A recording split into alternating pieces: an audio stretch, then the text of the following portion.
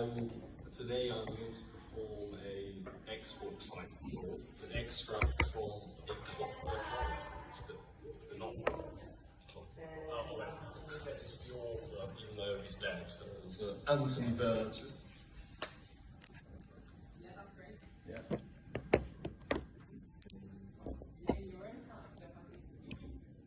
What's it gonna be, eh? There was me, that was Alex, and my three blues, that was Pete, Georgie, and Dim. Dim being them. And we sat in the cone of the milk bar, trying to make up our residutes, what to do with the evening. A cold, dark, winter bastard, though dry. The crew of the milk bar was a milk plus mesto, and you may, oh my brothers, have forgotten what these mestos were like. Things being so scrawny to change these days. Newspapers not being read much neither. And everybody very quick to forget. Well, what they served here was milk plus something else. They had no license to sell liquor. There is no law yet against propping the old blockhead with one or two other measures. So, you could piece milk with synth-mesk or velocet or dren comment, which would give you a nice harsher 15 minutes, and miling with Bach and all his holy angels in your left shoe, whilst lights burst all over your mosque. Or you could piece milk with knives, as we used to say, which is what we would do. This would sharp you up and get you ready for a bit of the old ultra-violence. Our pockets were full of dead or money, so there was no real incentive of casting any more pretty Polly to smash our way into a store and run off sweating with the till's guts. But, as they say, money is not everything. The four of us were dressed in the height fashion, which in those days was a pair of black, very tight trousers with the old jelly mould, as we called it, fitting on underneath the crotch. This was to protect, and also a sort of design you could video clear enough in a certain light, so that I had one in the shape of a spider, Pete had one of the look-up hand footers, George had a very fancy one of a flower, and poor old Dick had a very hound and hoary one of a clown's face. Dim not ever having much of an idea of anything, and being, without a shadow of doubt in Thomas, the dimmest of we four. What's it gonna be, then, eh? There were three Dvoshkas sitting opposite us, and they were also dressed in the height fashion, with purple and green and orange wigs on their goods, each costing not less than 3 or 4 weeks of those sharps' wages, I should reckon. And they had made up to match too, with rainbows around the glasses, and the lots painted very wild. They kept looking our way, and I almost felt like saying, out of the core of my Roxforders, the three of us should go off and get a bit of pole, and leave poor old Dim behind, because it would be just a matter of pipetting Dim the Dim, a demi-litre of milk, but this time with a dollop of synth-mesk in it. But that would not really have been like playing the game. Dim was very ugly. And like his name, he was a harsh-headed, filthy fighter, and very handy with the boots. What's it gonna be, then, eh? There was this old wreck sitting next to me, there being this long plus seat that ran around 3 walls, and he was burbling away, and in the land, burbling such nonsense slogans as he was in the land all right, and I knew what it was like, oh my brothers, for I had tried it like everybody else had done. But I had got to at this point, thinking it was a very cowardly sort of a vetch. You sit back after you drank the old Malocca, and then you sort of got the message that everything was sorted in the past. You could video everything clear, all right? The stereos, the lights, the sharps, and the magics. All of it, very clear. It was like some vetch, who used to be there, was not there not no more. And then, at the same time, you were hypnotised and fixated by your boot or fingernail, or as it might be, a bit of dirt on your trouser bottom. And then you were picked up by the old scruff and shook as though you might be a cat.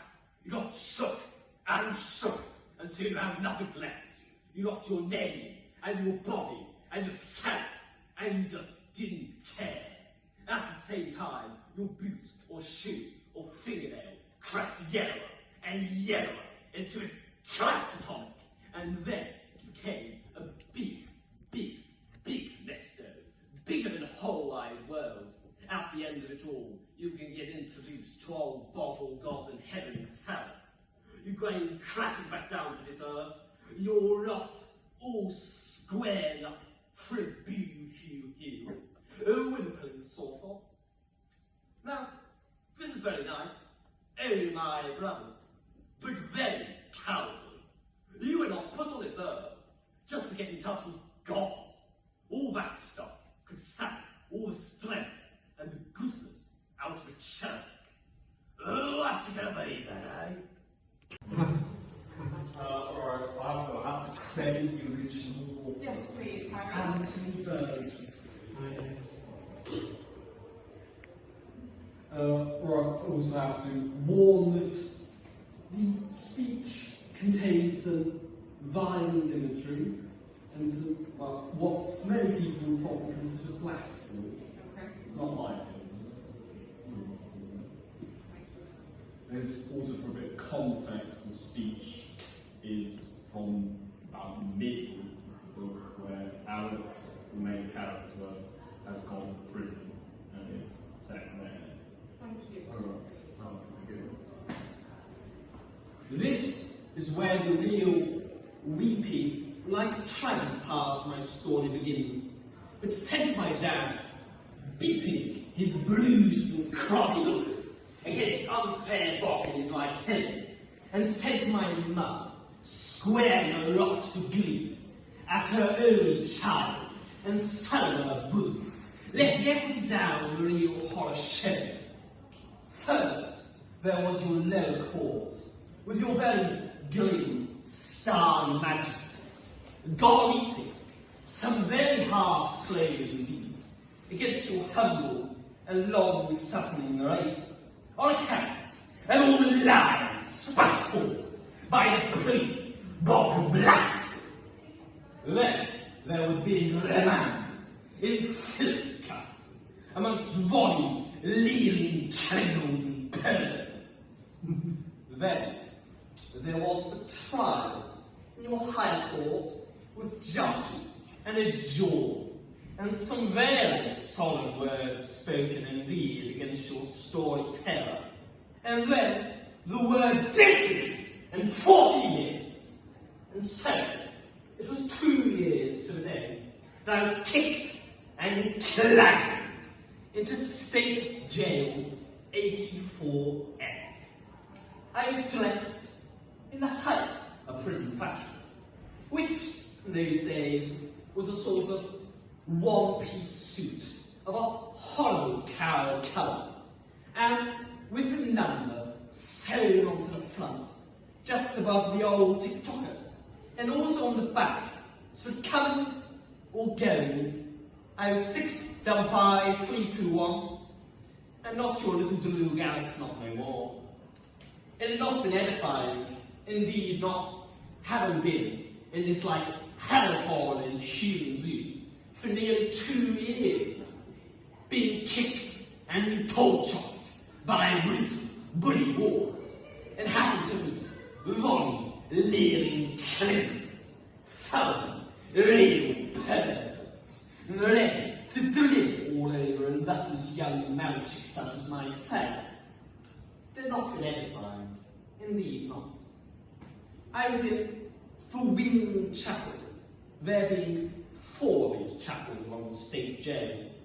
And it was my right to assist the prison chaplain, or prison Charles as he was known, and play the starry old step with solemn music, before and after, and in the middle of his sermons too, when hymns were sung.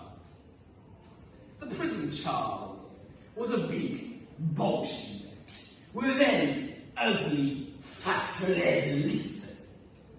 But he was very keen on your narrator because I was very young, and I had also shown an interest in the big book.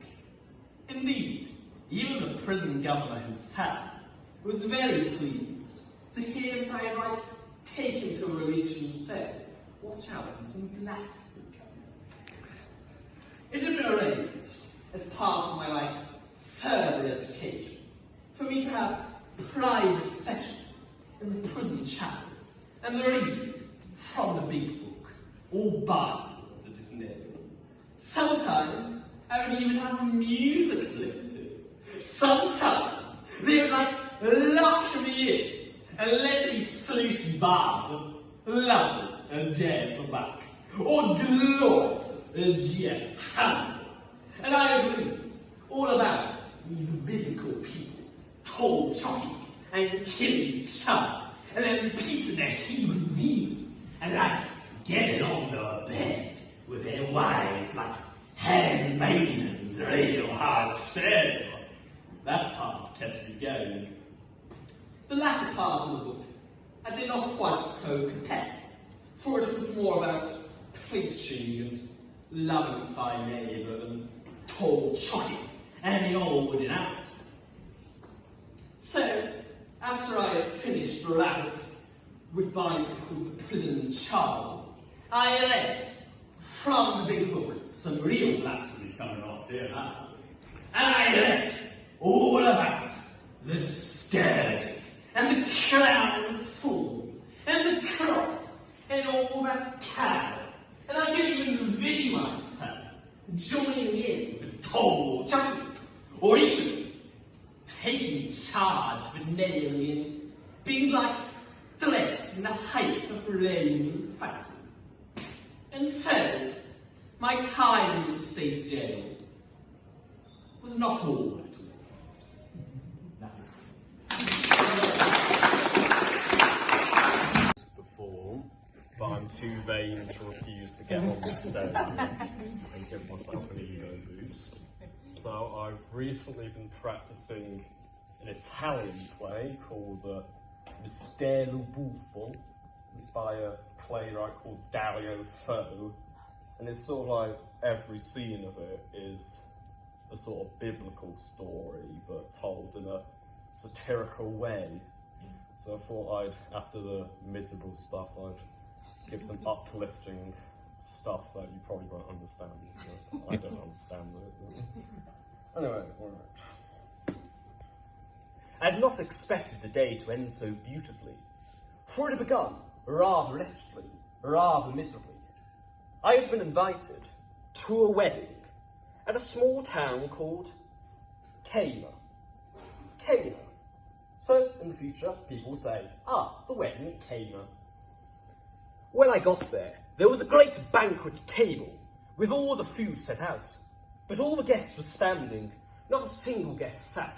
Some kicked the ground, others swore, the bride wept, the mother of the bride pulled her hair, the father of the bride hit his head against the wall.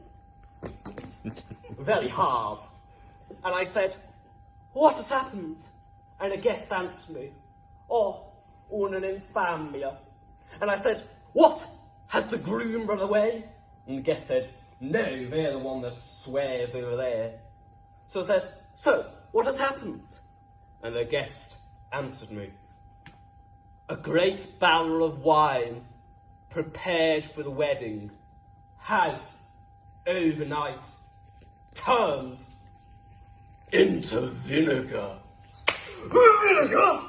Vinegar! The eternal shame! A bride soaked in vinegar! The eternal curses! And then another guest came, called Jesus. Jesus. Son of God was the nickname. But Jesus did not travel alone. He came also with his mother, the Madonna. And when the Madonna had learned of what had happened here, she said to the Son of God, also the son of the Madonna. But you, who do wonders practically for everybody, see if you can do something to help these poor people, because you're divine, hallelujah, hallelujah. And with these few words, Jesus asked for guests. Can you bring me 12 clear pitchers of water? And, like a thunderstorm, 12 clear pitchers of water appeared. But me, who was not used to seeing so much water at once, felt like I was drowning. And then, Jesus flexed 3 of his fingers, only 3. And then he began to do gestures. Gestures that only the sons of gods do. But me, who was scared of the water, was standing far away, and I did not see what happened. And then, a delicate perfume of crushed grapes pierced my nostrils. There's no doubt about it, it was wine! Oh, and what wine! A bit bubbly, a bit semi-sweet in the middle, a bit bitter, a bit salty in the background, without flour or foam, pure, well-made, rustic, a golden vintage, at least 4 years of aging. Oh, it's wine! And I took a chalice and pressed to my lips. Oh, angels of purgatory, what wine! The sweet, sweet wine flowed down my throat and into my stomach, and there it stayed for a while, stirring and spewing, until it stumbled back up my throat, and a sweet perfume surrounded us all once more. Such an aroma, such a sweet smell, that a horseman come galloping past, he'll go. It's spring! Here at wine! And everybody stood around shouting, "Bravo, Jesus, you're divine." And that is the end. Albert Camus, who said, "I hope that on the day of my death there shall be a large crowd of people that will greet me with Howell's execration." But the thing I'm about to do is not very intelligent. I love The Godfather by Francis Ford Coppola, and I think I can do the first scene, but I'm both people in it. So you have to imagine that each chair is a different person. If that makes sense. I believe in America. America has made my fortune, and I raised my blood in the American fashion. I gave my daughter freedom, but I taught her never to dishonor her family. 2 months ago, she found a boyfriend, a non-Italian. They stayed out late. They went to the movies together. I did not protest. One night, she went for a ride with another boyfriend.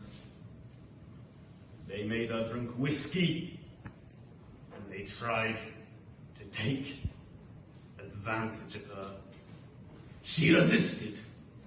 She kept her honor, and they beat her like an animal.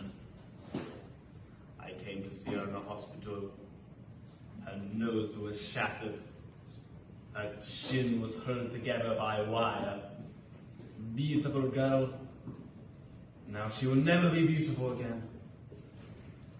I went to the police, like a good American. These 2 boys, they were brought to trial. The judge, he sentenced them to 3 years in prison, in suspended sentence. Suspended the sentence? They went free that very day. And those 2 bastards, they smiled at me. And that is when I said to my wife, for justice, we must go to Don Corleone. If possible. Why did you go to the police first? Why didn't you come to me? I didn't want to get into trouble. We love each other for a long time now, but this is the first time you ever come to me for counsel or for help. But I don't remember the last time you ever invited me to your house for a cup of coffee, even though my wife is godmother to your only child. But let's be frank here, you never wanted my friendship, and you were afraid to be in my debt. I understand. You found paradise in America. You made a good trade, made a good living. Police protected you in the courts of law. You didn't need like a friend like me. But now you come to me and you say, Don Corleone, give me justice. But you don't ask for respect. You don't offer friendship.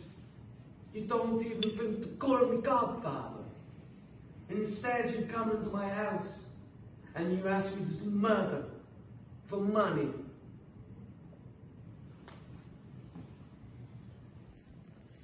I ask you for justice. This is not justice. Your daughter is still alive. Don't make the boy suffer then, as she suffers. How much shall I pay you? Buonasera. Whatever have I done to make you treat me so disrespectfully? If you come to me in friendship, then this scum that ruined your daughter will be suffering this very day. And if by chance an honest man like yourself should make enemies, then they will become my enemies. And then they would fear you.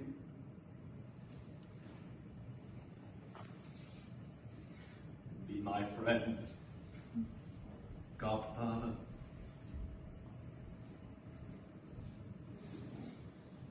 Someday, and this day may never come, I will call upon you to do a favor for me. But for now, go in peace and accept this as a gift. Macbeth, or the Scottish play if you're superstitious. I'd like to do the banquet scene, which is in the middle of the play, where Banquo's ghost appears to Macbeth, and he goes a bit mad. Oh, I love I think in a lot of performances, most performances, you normally see Banquo's ghost, but I prefer if he's invisible because I think Macbeth is a bit mistaken with it. But it might just look like him a bit high and shouting at However it goes, how you go for it. Which one of you has done this? Faust can never say that I did it. Do not shake thy gory locks at me. Behold! Look! Play! Lo! What say you? What can I? Its Faust cannot speak! The charnel houses and our glades must send those that we value back. Then our monument shall be but as moors to kites. As I stand here, I saw him. Blood hath been shed here in the olden time, ere humane statute purged gentle wheel. And now 2 murders, too terrible for the ear, have been performed. The time was that when brains were out, the man would die, and there an end of it. But now the dead rise up again, with 20 mortal gashes upon their crowns, and push us from our stools. Such a thing is more strange than such a murder is. But I do forget. Do not muse at me, my most worthy friends. I have a strange infirmity, which is nothing to those know me. Come, bring me good wine, fill full, fill my glass. I drink to the love and health of all. I drink to the general joy of the table. And the banquo, whom we miss very much to us. And the banquo we first. Oh, my spirit, and quit my sight! Let the earth hide me! My bones are marrowless, your blood is cold. Follows no speculation in the lies which you pledged me with. Where no man dare, I dare. Approach thou then, like a Russian rugged bear, or armed rhinoceros, or Hurricane tiger. Take any form but that, and my firm nerves shall never tremble, nor show themselves to be alive again. Take any form but that, and my firm nerves shall hold, and thou shalt never tempt me to the desert with thy sword. Take any form but that, and it trembling doth inhabit me then, and protest me, the baby of a girl. Hence, I will show, and real mockery, hence!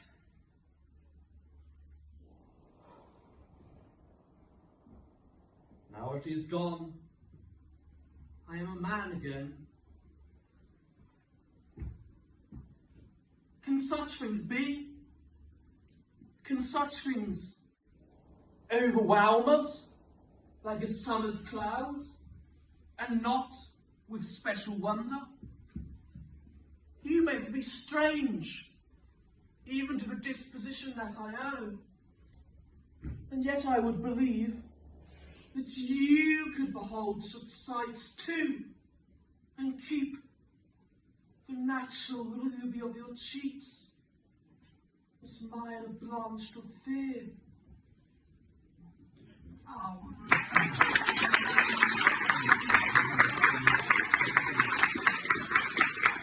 Had no material, and so I literally have been trying to learn a speech on the car ride over.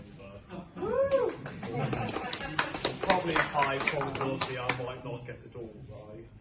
It's from Ecclesiastes in the Old Testament, which is one of the least religious books in the Bible. It's about death, really. It's a big, and I think it's fitting for Itch, because there's always some pretty miserable things.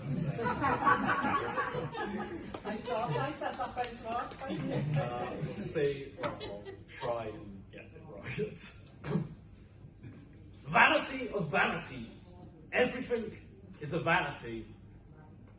What does a man gain for all his toil and his labour under the sun? Generations come and generations go, but the earth endureth forever. The sun rises and the sun goes back down. Back the sun returns to its place to rise again. The winds blow south and the winds blow north. The winds blow west and the winds blow east. Round and round come the winds full circle. All streams and all rivers flow into the sea, but yet the sea never overflows. All things are wearisome, no man can speak of them all.